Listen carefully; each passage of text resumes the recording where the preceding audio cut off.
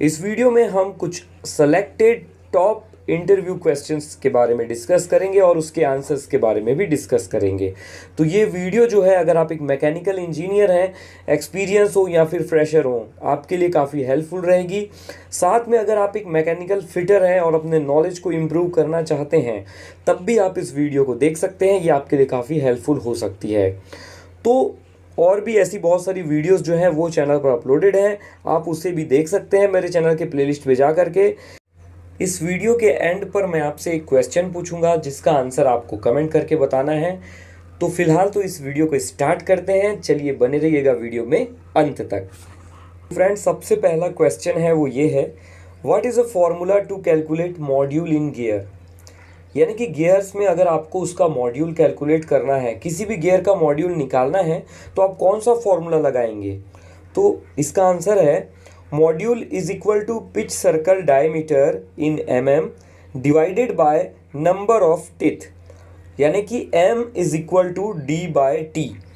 D क्या है? Pitch circle diameter है। आप यहाँ पर डायग्राम में क्लियर देख सकते हैं पिच सर्कल डायमीटर कौन सा डायमीटर होता है। एडेंडम और डिडेंडम के बीच से जो सर्कल पास होता है गियर्स में, उसे पिच सर्कल डायमीटर कहा जाता है। तो फ्रेंड्स, अगर आप एक मैकेनिकल इंजीनियर हैं तो आपका गियर का पूरा कॉन्सेप्ट जो है वो क्लियर होना चाहिए। Gear terminology, module, addendum, dedendum, root clearance, backlash, ये सब कैसे निकालते हैं सब आपको मालूम होना चाहिए। अगर आपको इसके बारे में जानकारी लेनी है, पूरा क्लियर करना है कॉन्सेप्ट, तो ऊपर आई बटन पर क्लिक करके आप उस वीडियो को देख सकते हैं। उस पर पूरा गियर के मॉड्यूल, बैकलेस, रूट क्लियरेंस सब निकालने का फॉर्मूला है। बहुत ही सिंपल तरीके से मैंने समझाया है कि आखिर क्या होता है रूट क्लियरेंस, बैकलेस, आप वो देख सकते हैं। और डिस्क्रिप्शन बॉक्स में भी मैं उसका लिंक दे दूंगा। वीडियो के एंड पर भी एंड स्क्रीन लगा दूंगा। चलिए नेक्स्ट क्वेश्चन की तरफ बढ़ते हैं। Which type of gearbox is mostly used in conveyor belts? यानी कि कन्वेयर बेल्ट्स में कौन सी टाइप के गियर बॉक्स का इस्तेमाल किया जाता है। तो फ्रेंड्स, ज़्यादातर कन्वेयर बेल्ट्स में worm and wheel type gear box का इस्तेमाल किया जाता है।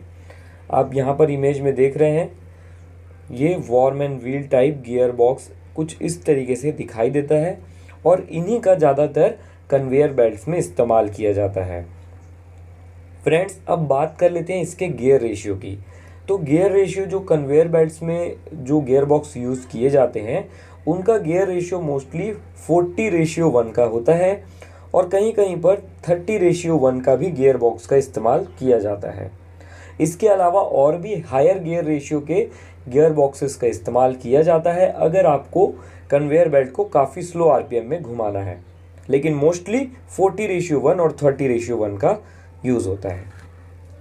नेक्स्ट क्वेश्चन है आपका, in industrial gear box which oil is used. यानी कि इंडस्ट्रीज़ में जो गियर बॉक्स यूज़ करते हैं, उस गियर बॉक्सेस में ल्यूब्रिकेशन के लिए कौन से ऑयल का इस्तेमाल किया जाता है। तो फ्रेंड्स, इसका आंसर है गियर बॉक्स में गियर ऑयल का इस्तेमाल किया जाता है। मोस्टली 220, 320 और 460 ग्रेड्स के गियर ऑयल का इस्तेमाल किया जाता है, जिसमें से 220 और 320 जो ग्रेड का ऑयल है उसका इस्तेमाल मीडियम और स्मॉल गियर बॉक्सेस में किया जाता है, जबकि हैवी यानी कि बड़े गियर बॉक्सेस में, हैवी गियर बॉक्सेस में 460 ग्रेड के गियर ऑयल का इस्तेमाल किया जाता है। नेक्स्ट क्वेश्चन है आपका, what is difference between spur gear and helical gear. तो फ्रेंड्स, आपसे ये पूछा गया है कि स्पर गियर और हेलिकल गियर में क्या डिफरेंस होता है। तो फ्रेंड्स, अगर हम फिजिकली देखें तो स्पर गियर में स्ट्रेट टीथ कटी होती हैं, जबकि हेलिकल गियर्स में इंक्लाइंड टीथ कटी होती हैं।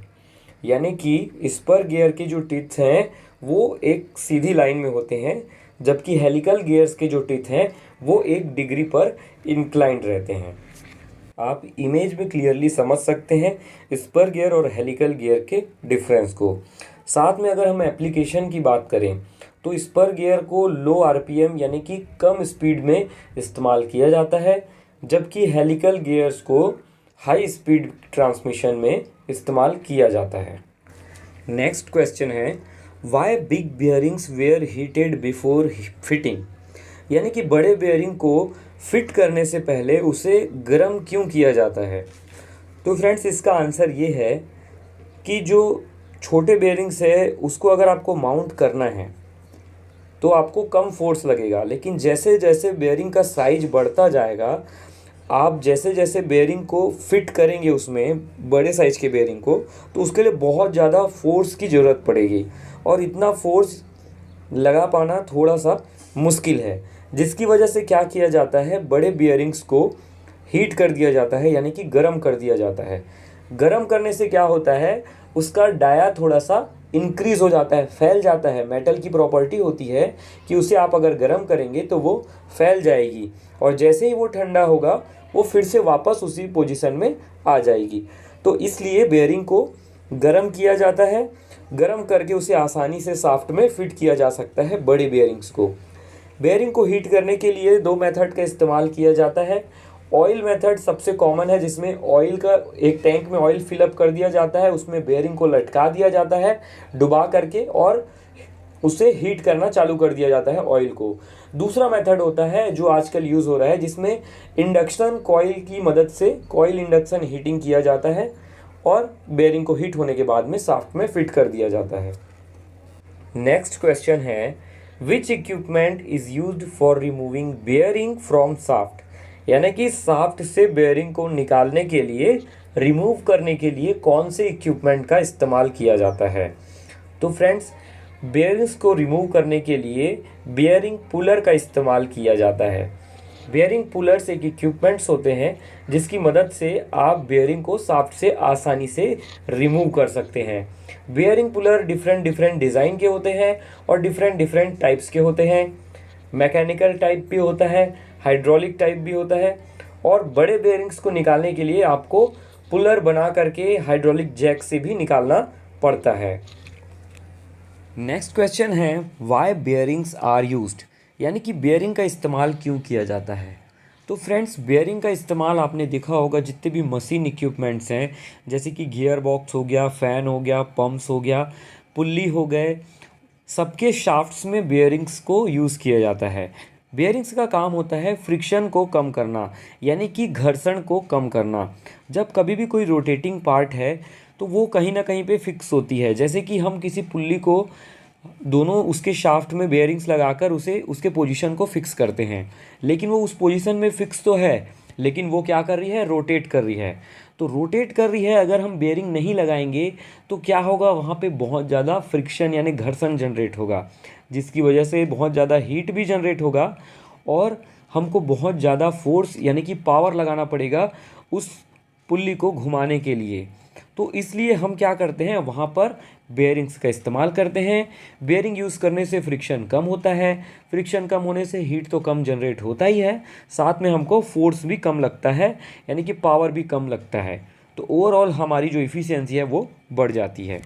बेयरिंग हेल्प करता है मशीन इक्विपमेंट को स्मूथ ऑपरेशन के लिए। नेक्स्ट क्वेश्चन है, in which principle hydraulic cylinder works, यानी कि जो हाइड्रोलिक सिलेंडर्स हैं वो किस सिद्धांत पर कार्य करते हैं। तो फ्रेंड्स हाइड्रोलिक सिलेंडर्स का इस्तेमाल बहुत ज़्यादा किया जाता है आजकल, चाहे वो किसी भी टाइप की इंडस्ट्रीज़ हो, यहाँ तक कि ऑटोमोबाइल्स में भी हाइड्रोलिक सिस्टम्स का इस्तेमाल किया जाता है, हाइड्रोलिक सिलेंडर्स का, जिसे हाइड्रोलिक एक्चुएटर भी कहते हैं। तो ये काम करता है पास्कल्स लॉ के आधार पर, यानी कि इसका जो वर्किंग प्रिंसिपल है वो है पास्कल्स लॉ। नेक्स्ट क्वेश्चन है, what is least count of vernier caliper, यानी जो वर्नियर कैलिपर होता है उसका लीस्ट काउंट कितना होता है। ये क्वेश्चन बार बार इंटरव्यू में पूछा जाता है, चाहे आप मैकेनिकल फिटर हों या फिर आप एक मैकेनिकल इंजीनियर हों, इस क्वेश्चन का आंसर आपको मालूम होना ही चाहिए। तो वर्नियर कैलिपर का जो लीस्ट काउंट होता है वो होता है 0.02 mm और इसे आप 1/50 mm भी कह सकते हैं।